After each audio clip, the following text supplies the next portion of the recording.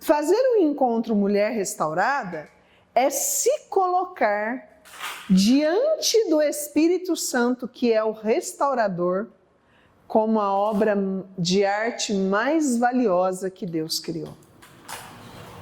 O artista dessa obra é Deus.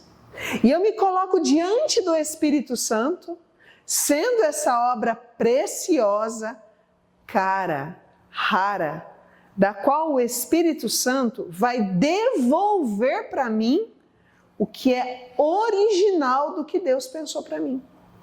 Porque tudo que vai deformando a nossa alegria, o nosso entusiasmo, os nossos sonhos, a nossa fé, é porque chegou até nós ventos fortes, ventos contrários, ficamos muito expostas, às vezes, às tempestades da vida, e isso vai desfigurando em nós o que nós somos. Então, estar aqui, por isso nós estamos aqui por uma semana, porque cada dia o Espírito Santo vai devolver para nós algo que Deus pensou para nós, que é original da nossa vida. Nós que estamos aqui somos mulheres. Então Deus pensou em nós dentro da identidade sexual feminina. Deus colocou em nós aquilo que é próprio da identidade sexual feminina. Ele colocou em nós o mistério, a beleza, a ternura, a maternidade. Ele colocou em nós a docilidade, a sensibilidade. Ele colocou na nossa vida aquilo que é próprio de uma mulher. Para a mulher, quando a gente chama ela de terna, a mulher tem a ternura, ela não é fraca. Ao contrário, a ternura faz da mulher forte, porque enaltece o seu ser mulher. Quando nós olhamos para um homem, nós vemos o homem como a força de Deus. E força não é brutalidade, não é machismo. Igual ternura não é fraqueza. Ternura é o que fortalece o ser da mulher, tá? Então, nesses dias, cada ponto que a gente vai tocar é porque o Espírito Santo quer restaurar algo em nós. Que às vezes, gente, o vento contrário que bateu na nossa vida foi uma palavra maldita na nossa história. Às vezes o vento contrário, a tempestade que... Sabe quando vem tempestade de granizo? Que às vezes até quebra vidros? Então, às vezes essas tempestades chegaram na nossa cabeça de tantas coisas que nós assistimos, vimos, ouvimos, estivemos presente com o olhar, sabe? Porque é pelo nosso olhar, que é a janela da nossa alma, que entra as coisas que nos seduz.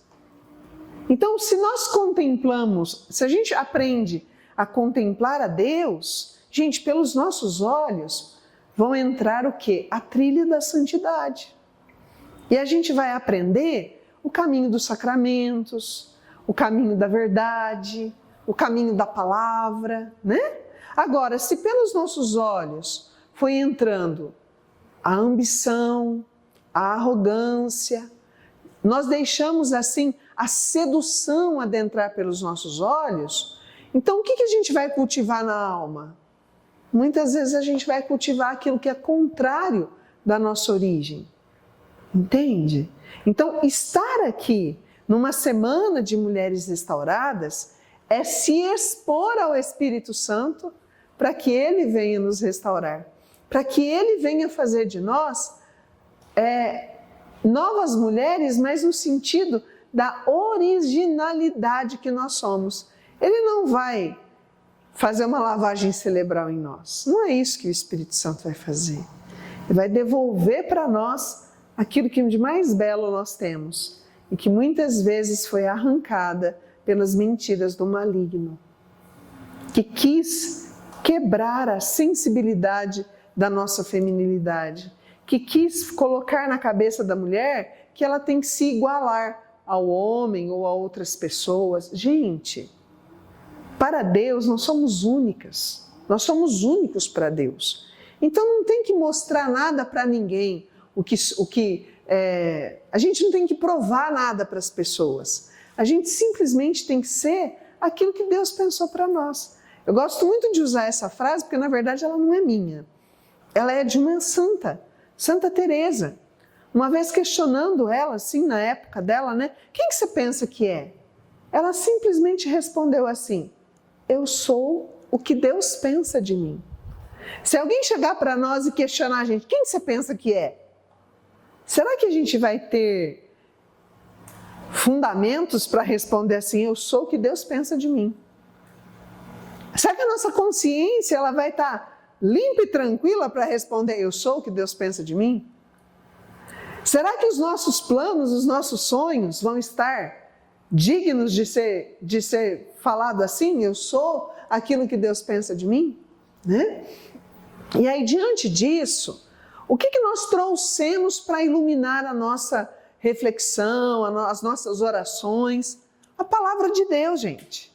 Porque a palavra de Deus, quando ela penetra os nossos ouvidos e cai no nosso coração, ela transforma, ela restaura, ela renova. E hoje eu quero trazer aqui o exemplo de uma outra mulher que para a sociedade da época era uma mulher vista como aquela que foi esquecida por Deus, como aquela que estava sendo castigada por causa de tantas dores e de tantos sofrimentos. Uma mulher que na sociedade da época, quando ela chegava a viver o que ela estava vivendo, as pessoas olhavam para elas até como se elas fossem uma amaldiçoada. E muitas vezes, minhas irmãs, nós carregamos pesos assim na nossa vida, como se a gente fosse amaldiçoada, como se a gente fosse esquecida. Então eu quero convidar você, trouxer a palavra de Deus? Eu quero convidar você a abrir a sua Bíblia no Evangelho de Lucas, no capítulo 7, no versículo 11. Lucas, capítulo 7, versículo 11. Olha só. Vou falar com vocês hoje sobre uma viúva. Uma mulher viúva. Tem mulher viúva aqui no nosso meio? Não? Olha aí, que legal. Ninguém daqui é viúva. Muito bem. Vamos lá então. Lucas capítulo 7, versículo 11. Lucas capítulo 7, versículo 11. O título é O Filho da Viúva de Naim. Tá? Acharam? Socorre eu aqui. Eu vou colocar ali na cadeira que fica mais fácil. Vamos lá então? Já sabe, né? A gente vai lendo, vai conversando e a palavra de Deus vai iluminando a nossa vida. Olha só. No dia seguinte, dirigiu-se Jesus a uma cidade chamada Naim. Iam com ele diversos discípulos e muito povo. Ao chegar perto da porta da cidade, eis que levavam um defunto a ser sepultado, filho único de uma viúva. Vamos parar por aqui. Vocês conseguem imaginar essa cena? Jesus entrando na cidade. A cidade de vocês é bem na beirinha da pista aqui, né? Imagina Jesus entrando aqui na cidade. E de repente, ele se depara, ele estava vindo, alguns discípulos, muita gente indo atrás dele, né? E de repente, ele vê, olha aí de novo, gente, ó. Ele vê, levaram, né? Foi assim, é assim que a palavra está escrito, né? Levavam um defunto a ser sepultado. O que eles falam desse defunto? Que ele era? Filho único. De quem? De uma viúva. Então essa mulher, gente, ela já é um sinal de dor. de sofrimento. Porque ela já sofreu a dor da perda do marido. Aquele que era o seu companheiro, que era o pai do seu filho, da qual ela conviveu com ele durante uma história, da qual ela viveu com ele o amor, da qual com certeza ela o amava. Então ela já tinha passado pela dor da viuvez. Ela já tinha enfrentado o luto pela perda. Então as dores dessa mulher estavam relacionadas à perda. E pode ser que a gente não perdeu nem marido e nem filho aqui ainda, mas a gente tenha perdido amizades, relacionamentos de anos. Pode ser que a gente tenha perdido um namorado, um noivo, um irmão, um pai, uma mãe, né? E a gente sabe o que é a dor da perda. A gente se sente fracassado. E no caso da perda de uma pessoa pela morte, a gente se sente visitado pela solidão, sabe? E aí, no caso dessa mulher, ela estava passando por uma outra... A primeira dor, ela foi chamada de viúva. E agora, nessa dor... Alguma mãe aqui já perdeu um filho? Nem precisa explicar a dor que é, não é verdade, mãe? Vocês perceberam que quando a mulher do Evangelho perde o marido, ela é chamada de viúva. E quando ela perde o filho, do que ela é chamada? Não tem nome para essa dor, gente. Não tem nome para a dor da mãe que perde um filho. Não tem nome. Se o filho tivesse perdido a mãe, ele seria um órfão, não é? A mulher que perde o marido é viúva. Mas e a mãe que perde o filho? Não tem nem nome para essa dor. Então imagina o que estava sendo para ela caminhar ali atrás daquele enterro, né? Caminhando com aquele defunto do qual era o filho dela. Com certeza, gente, uma espada de dor também transpassava a alma daquela mulher. Também. E Jesus, então, ele vê toda essa cena. Ele vê tudo isso. Lá no versículo 13, diz assim: vendo-a o Senhor, movido de compaixão para com ela, disse-lhe: não chores. O que moveu o coração de Jesus? A compaixão. Diante dos filhos amados que sofrem, o coração de Jesus se move de compaixão. Então eu quero dizer para você aqui nessa noite que independe se você é casada, solteira, jovem, criança, adolescente, adulta, idosa, viúva, mãe, tia, avó, sogra, nora, independe do que você é. Você é amada por Deus. E dentro desse amor, hoje Jesus quer passear na tua história e ver na sua história todas as situações que foram de perdas.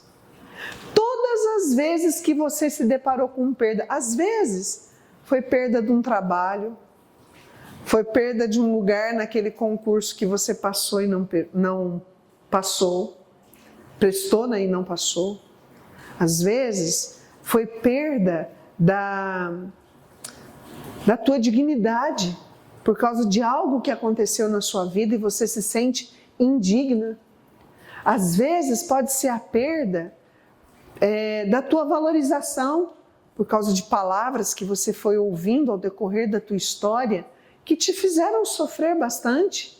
E aí você olha para você, é como se você enxergasse em você várias feridas da qual você não sabe nem como rezar.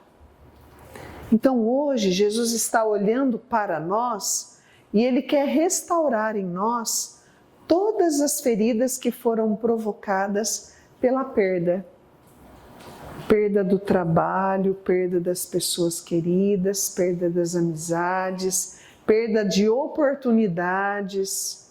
Todas as vezes que você esteve diante de situações que te fez sofrer por causa disso. Ora, você vai olhar para essa mulher que está sentada perto de você.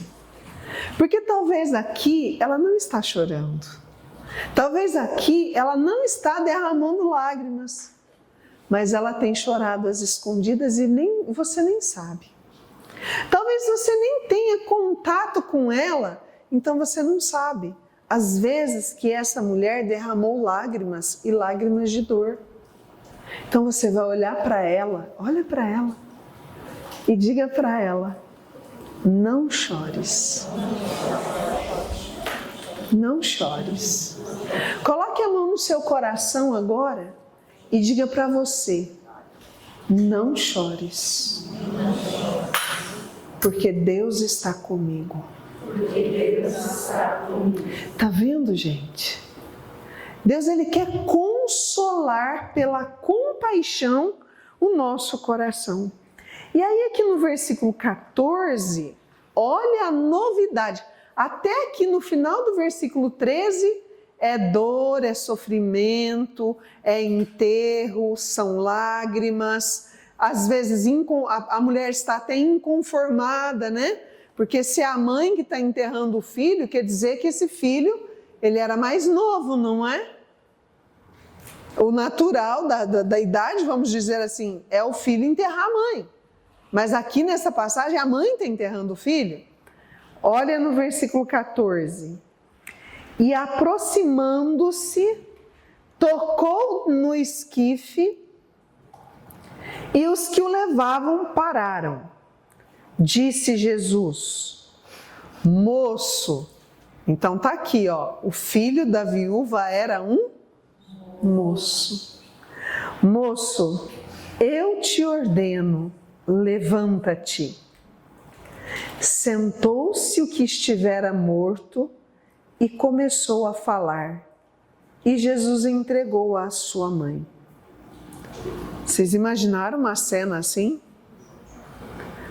Hoje eu vi uma reportagem que em uma determinada cidade aí do país, um bebezinho estava sendo velado e de repente ele começa a chorar.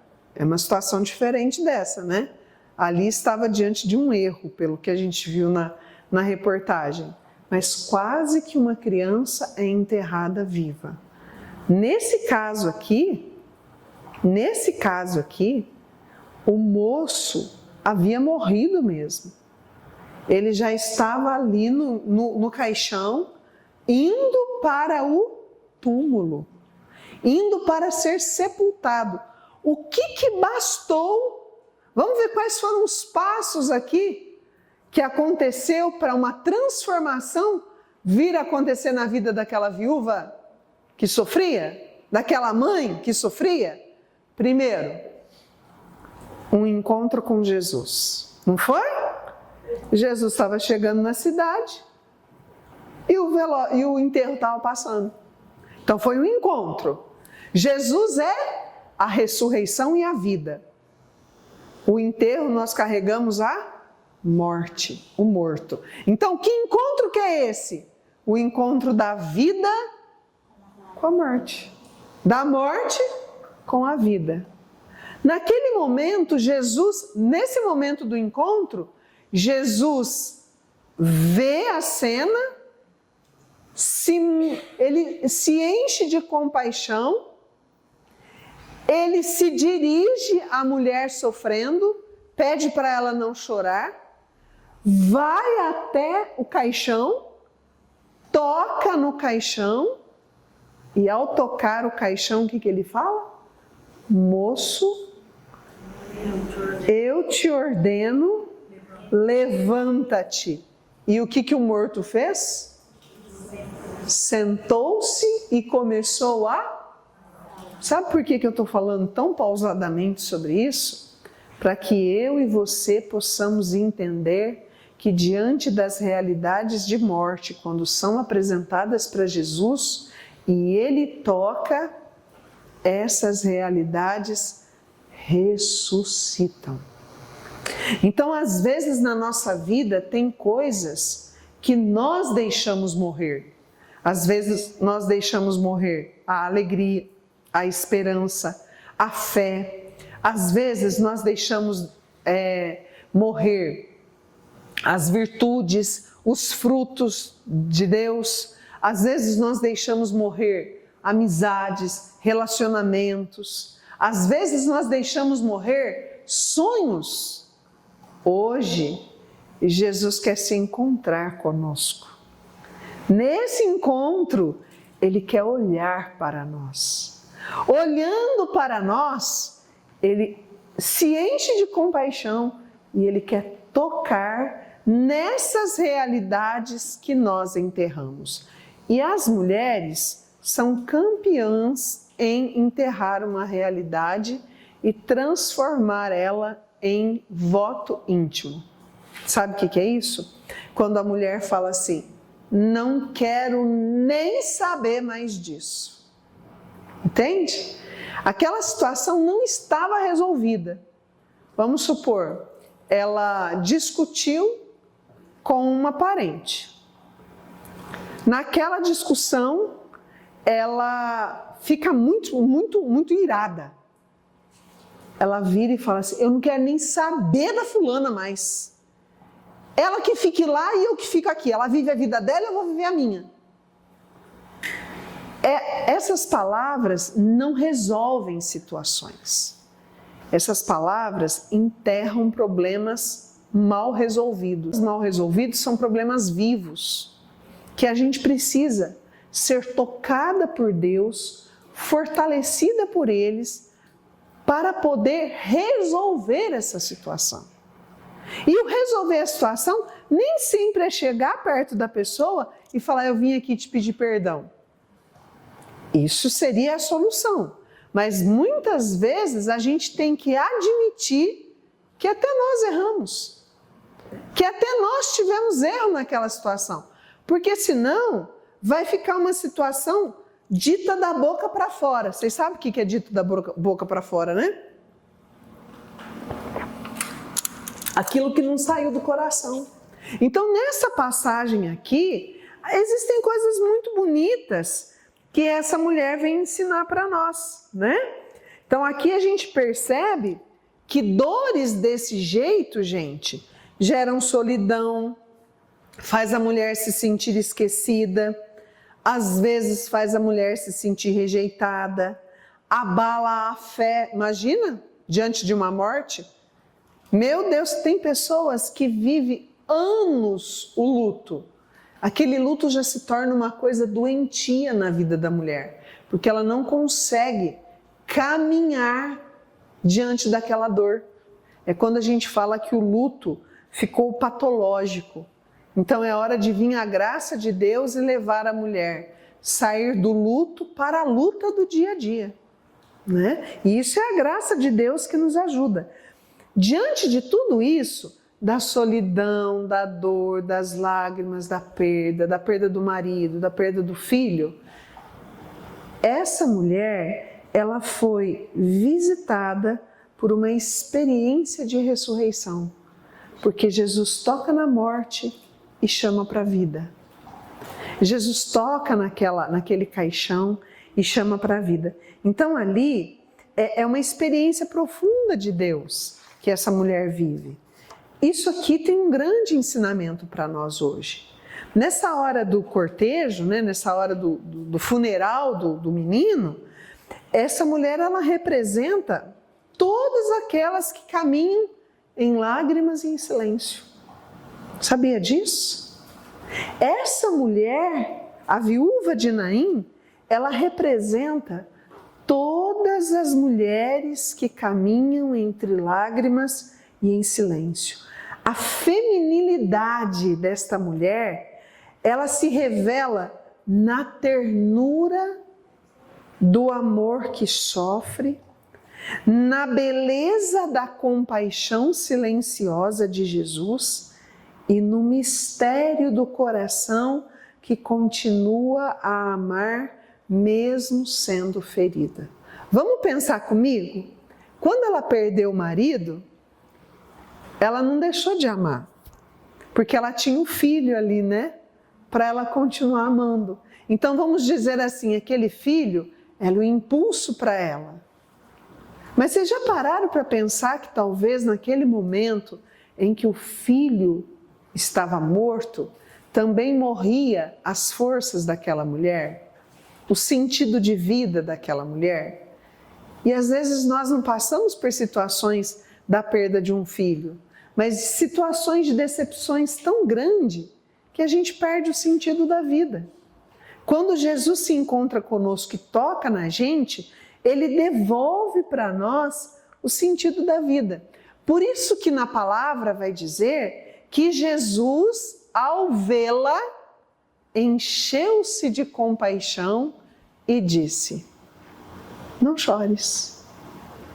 E ali então, nessa cena, a gente vê o olhar de Jesus, porque para Ele falar isso para ela, Ele com certeza olhou para ela e disse: não chores. Então foi o olhar de Jesus que mais uma vez se encontra com o olhar de uma mulher que talvez nem conseguia enxergar direito porque estava chorando.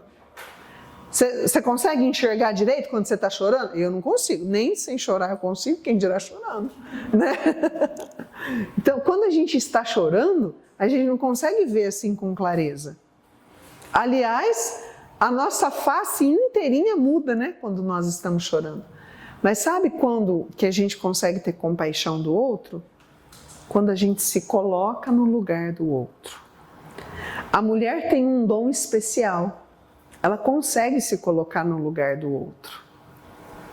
Jesus aqui, Ele se colocou no lugar daquela mãe que tinha um único filho e que já era viúva e que estava sozinha naquele momento.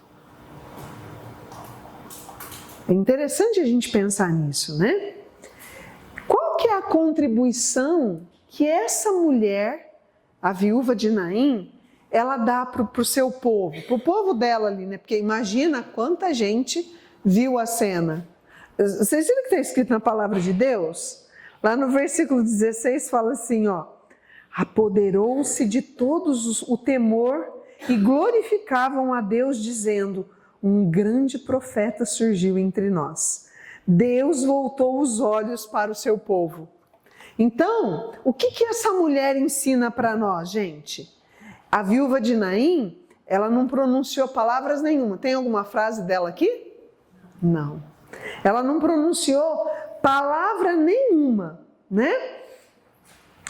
Por quê? Porque ela é ali também aquela mulher que representa o seu sofrimento, e esse sofrimento dela, Deus vem e manifesta ali o seu poder, o poder de devolver a vida e de consolar o coração humano diante daquilo que aos olhos humanos não tem mais jeito. Não tem mais jeito. Esse evangelho aqui, ele foi tendo assim muito significado para mim quando eu fui lendo ele, né? Domingo agora, na minha cidade, uma criança de 9 anos afogou-se num açude. Estava ali nadando, brincando como de costume, com outras crianças, e ele se afogou. Imagina o desespero que todo aquele povo não sentiu.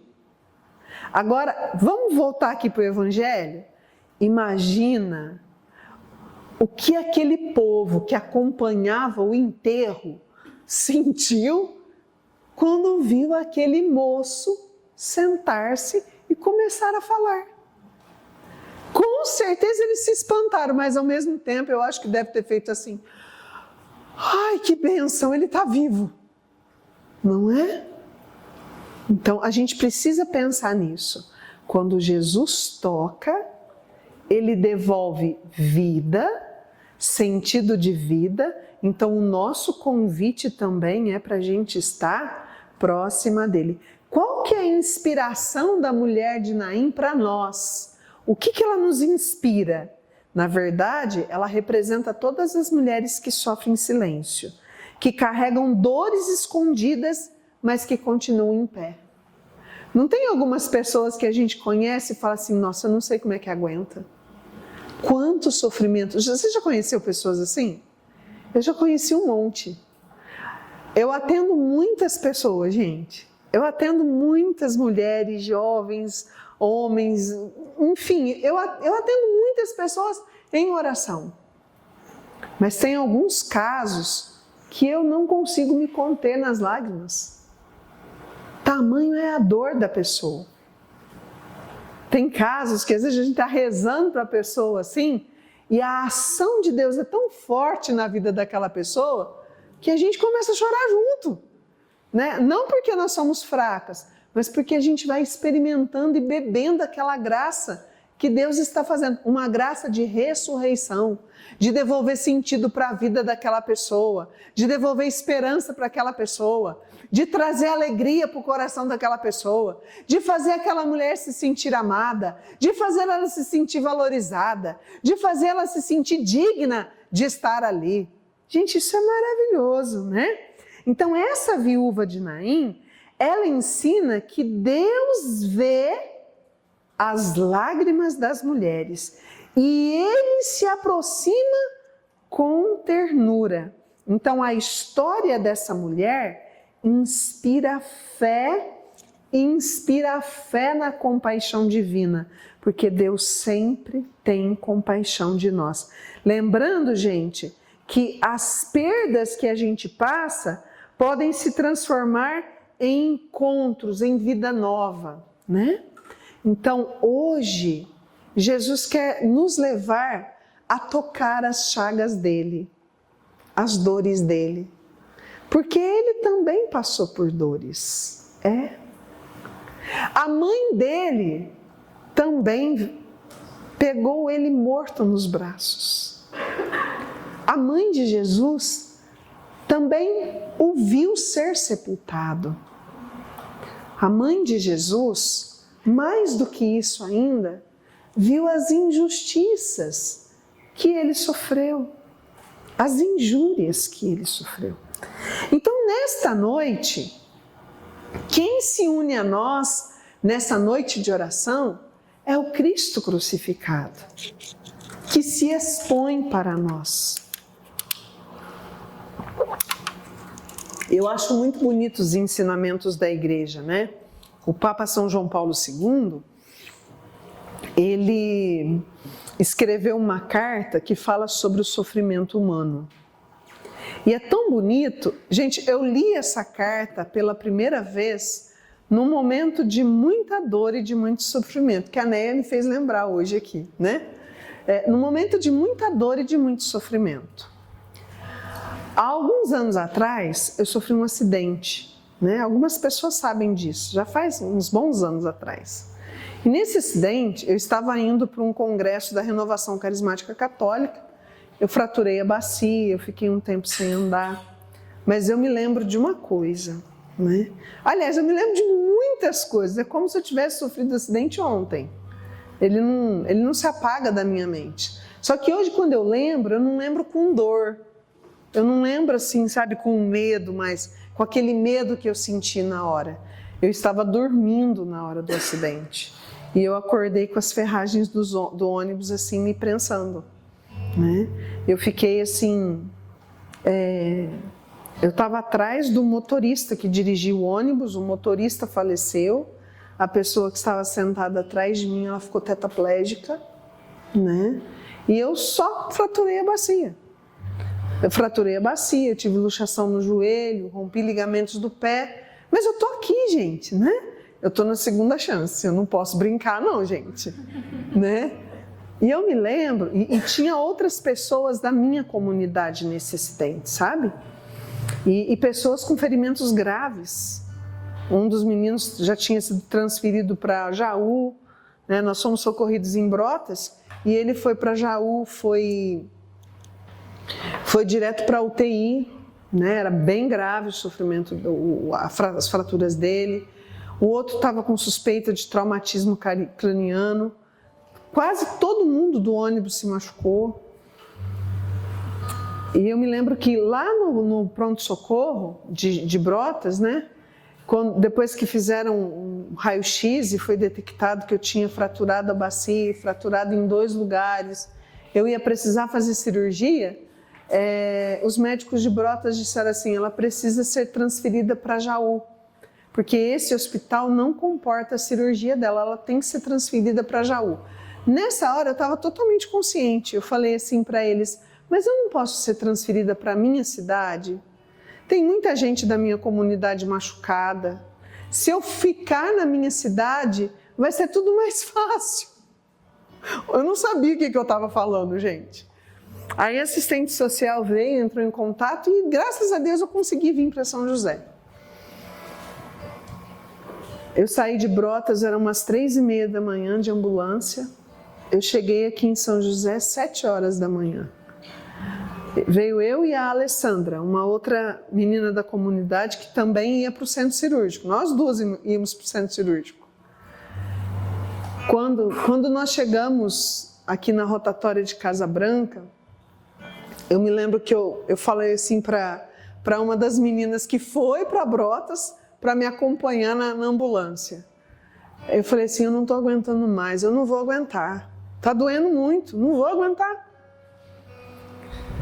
Mas aguentei. Só que quando eu cheguei ali na subida do pronto-socorro de São José do Rio Pardo, a Eliana falou assim para mim, Lucimar, todo mundo da comunidade está aqui na porta. Tua mãe e teu pai também. E eu estava chorando nessa hora. Eu estava chorando. E eu lembro que eu falei assim para ela, espera um pouco, não abre essa porta ainda não. Deixa eu limpar o meu rosto, porque os meus pais já devem estar sofrendo. Se eles me ver chorando, vai ser pior. Porque o meu medo era que eles sofressem. Né? Eles sofressem. Quando a gente ama, a gente não quer que quem a gente ama sofra. Então você entendeu que para Jesus sentir compaixão daquela viúva, ele amava aquela viúva. Para Jesus sentir compaixão das nossas dores, é porque Ele nos ama. É porque Ele quer o nosso bem. E eu me lembro que naquele momento, né, lá no hospital, eu tenho muitas coisas para ensinar, para aprender, para contar, para testemunhar sobre esse acidente. Mas eu lembro que eu já cheguei lá em São José certa de que eu ia para o centro cirúrgico. Quando eu entrei assim na sala de maca, né, na sala do pronto-socorro, o médico de plantão, que não era o que ia me operar, chegou assim e falou assim, não, mas ela não foi tão grave assim. Olhei para ele e falei assim, eu fraturei a bacia. Ele olhou para mim, fraturou, catou assim a minha perna e levantou. Gente, naquela hora, a minha vista escureceu de tanta dor e eu dei um grito que eu acho que o hospital inteiro escutou o grito que eu dei.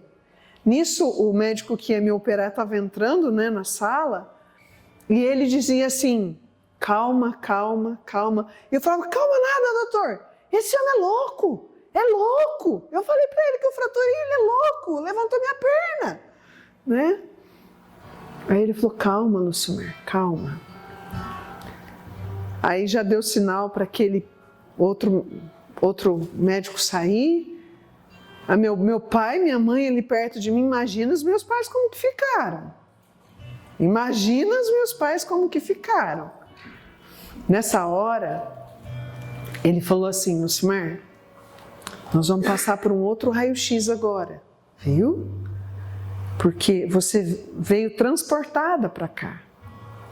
Nós precisamos ver que jeito que está a sua fratura para fazermos a cirurgia corretamente. Então, agora você vai fazer um outro exame aqui. E eu fui fazer.